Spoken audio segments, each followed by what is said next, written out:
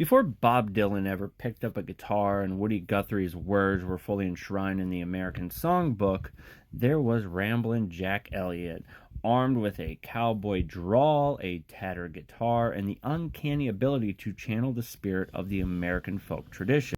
Jack Takes the Floor, released in 1956, was his first major statement, a collection of traditional songs, cowboy ballads, and Dust Bowl laments that planted him squarely in the lineage of Guthrie while carving out his own legend. The album doesn't just present songs, it presents Elliott as a character. His delivery is conversational, playful, and deeply lived in, the kind of voice you'd believe had actually ridden the range or hopped a boxcar.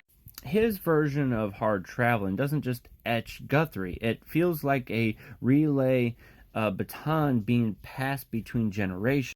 When Elliott sings San Francisco Bay Blues, his warm humor and sly timing make the tune bounce in a way that foreshadows the folk revival coffee houses of the 60s.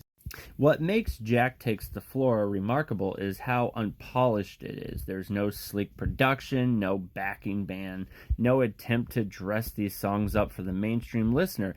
It's just Elliott, his guitar, and the weight of the American folk history, half singing, half storytelling. It's raw in the best way possible, and that rawness gave the authenticity at a time when folk music was still viewed as many as dusty old relics.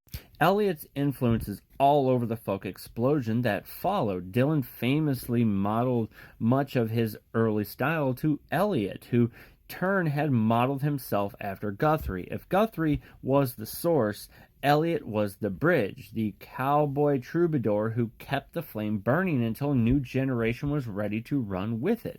So listening to Jack Takes the Floor today, it feels less like a relic and more like a time capsule, an unpretentious collection of songs played with heart and humor and wanderlust, the sound of a young man who clearly intended to ramble for the rest of his life, and in doing so, helped keep folk music moving forward. So in conclusion, this album is a cornerstone of American folk revival history. Not just an album, but an introduction to a character who would shape the sound and spirit of an era.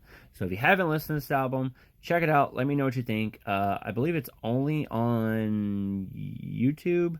I'm sure there's like a collection of songs that's on streaming services, but for the full thing, just go to YouTube.